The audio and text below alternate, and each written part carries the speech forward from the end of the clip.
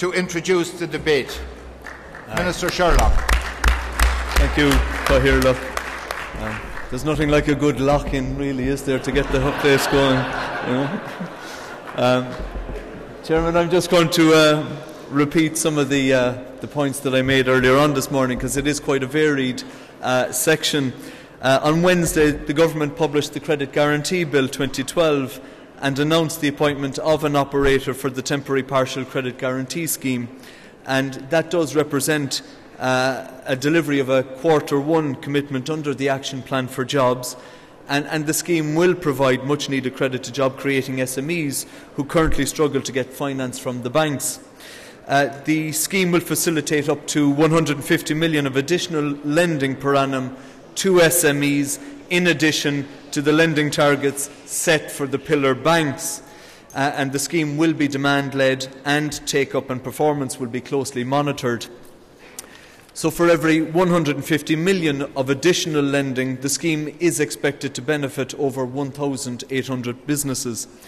So we in government recognise that access to credit is a key issue for many businesses, and through the Action Plan for Jobs, we will deliver in 2012 a number of measures to fill these gaps and ensure that businesses do not face unnecessary obstacles as they attempt to expand and create the jobs that we so badly need. There are over 200,000 small businesses in Ireland, involving over 650,000 people throughout the country.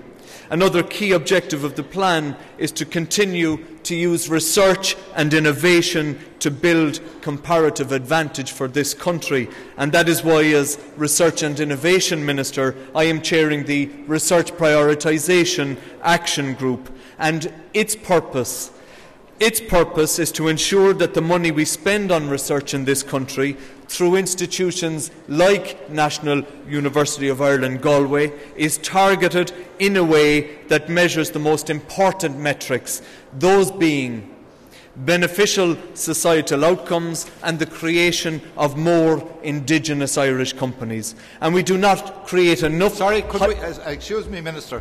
Could we have silence for the Minister? People up here in the front can't hear what's being said even.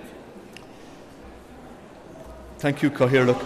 We do not create enough high-potential start-ups, spin-outs or spin-in companies from our higher education institutes, and that is why Science Foundation Ireland, Enterprise Ireland, the HEA, Galway's Marine Institute and many other funding agencies are working within the Prioritisation Action Group to ensure that we can mine our vast intellectual and human capital in a way that creates jobs within an Indigenous academic setting. And the Digital Enterprise Research Institute here at UCG, or NUIG, is a prime example of industry and academic collaboration. Its aim is to be a global leader in web science in a way that interlinks technology, business and society.